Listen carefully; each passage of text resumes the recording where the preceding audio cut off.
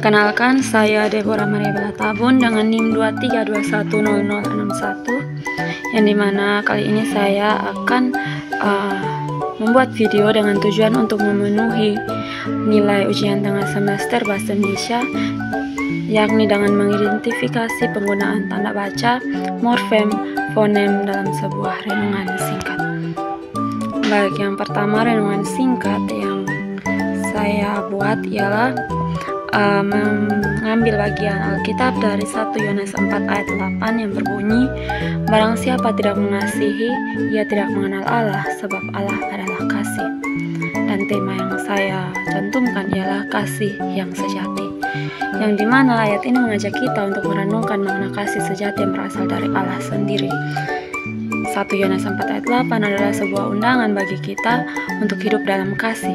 Kita perlu terus-menerus berusaha menumbuhkan kasih dalam hati kita, baik kepada Allah maupun sesama, yang dimana kasih itu bukan hanya sebuah perasaan, tetapi esensi dari siapa Allah itu.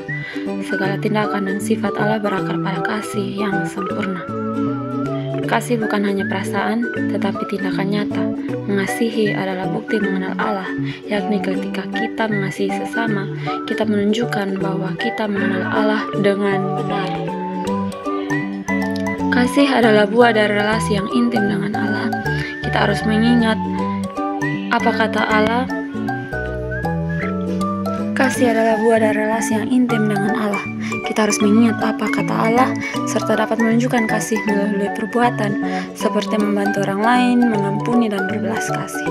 Ketika kita melihat orang lain, kita harus berusaha melihat mereka dengan mata kasih, bukan dengan penilaian atau prasangka buruk. Dengan begitu, kita perlu untuk memahami bahwa Allah adalah kasih, dan dengan mempraktikkan kasih dalam kehidupan sehari-hari, kita dapat semakin dekat dengan Allah dan menjadi berkat bagi sesama. Amin. Baik, itulah renungan singkat yang telah saya paparkan, dan selanjutnya akan mengidentifikasi penggunaan tanda baca. Ya, terdapat beberapa tanda baca yang saya gunakan dalam perenungan singkat ini, yaitu sebagai berikut. Yang pertama, titik 2. Tanda titik 2 adalah tanda baca yang dilambangkan dengan 2 titik berukuran sama yang diletakkan satu di atas yang lain. Contohnya pada perenungan singkat yang telah saya paparkan adalah sebuah undangan bagi kita untuk hidup dalam kasih. Nah, dapat kita lihat bersama bahwa diakhiri dengan pada 1 Yohanes 4 ayat 8 terdapat tanda titik 2 di dalamnya. Berikutnya yaitu tanda petik. Tanda petik digunakan untuk mengapit petikan langsung yang berasal dari pembicaraan, naskah, atau bahan tertulis lainnya. Contohnya, barang siapa tidak mengasihi, ia tidak mengenal Allah, sebab Allah adalah kasih. Dapat dilihat bahwa tanda petik yang saya gunakan ialah berfungsi untuk menunjukkan bagian firman Tuhan yang saya gunakan dalam perenungan singkat di atas. Yang berikutnya adalah tanda koma, yang dimana tanda koma dipakai untuk kalimat bertingkat. Ia dipakai buat mengapit keterangan tambahan yang sifatnya tidak membatasi. Contohnya digunakan pada kutipan bagian ayat Alkitab pada renungan singkat, yakni barang siapa tidak mengasihi, ia tidak mengenal Allah, sebab Allah adalah kasih. Dapat dilihat bahwa terdapat tanda koma di dalamnya. Bisa juga dilihat terdapat pada bagian isi dari renungan, yakni kita perlu terus-menerus berusaha menumbuhkan kasih dalam hati kita, baik kepada Allah maupun sesama, yang dimana kasih itu bukan hanya sebuah perasaan, tetapi esensi dari siapa Allah itu. Terdapat tanda koma di dalamnya. Berikutnya, tanda koma berperan dalam membentuk sebuah kalimat perbandingan. Contohnya, kasih bukan hanya perasaan, tetapi tindakan nyata. Yang berikutnya, tanda koma dipakai di tengah kalimat. Contohnya, kita harus menunjukkan kasih melalui perbuatan, seperti membantu orang lain, mengampuni, dan berbelas kasih. Terdapat tanda koma di tengah kalimat tersebut. Yang berikutnya ialah tanda titik. Adalah sebagai penanda pada akhir kalimat. Contohnya, ayat ini mengajak kita untuk merenungkan makna kasih sejati yang berasal dari Allah sendiri. Terdapat tanda titik di dalamnya.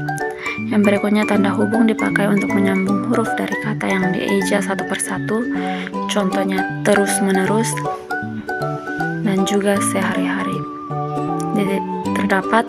Jadi terdapat tanda hubung atau dapat dilihat strap di bagian tengah yang diapit kedua kata tersebut.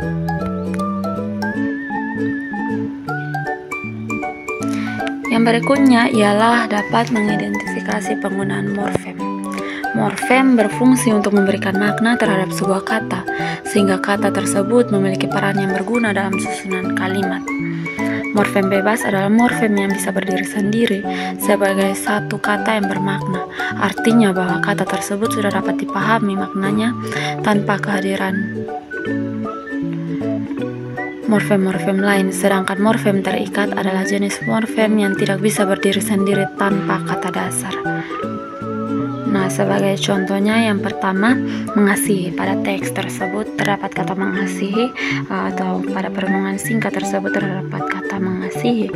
Dapat ditemukan bahwa morfem terikatnya ialah me dan juga i, dan morfem bebasnya ialah kasih atau kata dasarnya.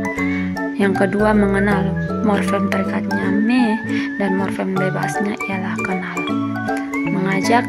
Morfem terikatnya ialah me dan morfem bebasnya ialah ajak. Yang berikutnya ialah terdapat kata merenungkan. Morfem terikatnya ialah me dan kan. Morfem bebasnya atau kata dasarnya ialah renung. Terdapat beberapa contoh mengenai morfem ini. Langsung saja kita masuk pada bagian mengidentifikasi penggunaan fonem. Nah, fonem adalah satuan bunyi terkecil dalam suatu bahasa yang mampu membedakan makna. Contohnya pada renungan singkat yang telah saya paparkan ialah terdapat kata kita dan juga kata. Nah, perbedaan satuan bunyi terkecilnya yaitu terdapat pada huruf i dan juga a, kita dan kata. Baik, itulah penjelasan singkat dari saya mengenai penggunaan tanda baca, penggunaan morfem dan juga fonem pada sebuah renungan singkat. Kiranya dapat bermanfaat untuk kita semua. Terima kasih, shalom.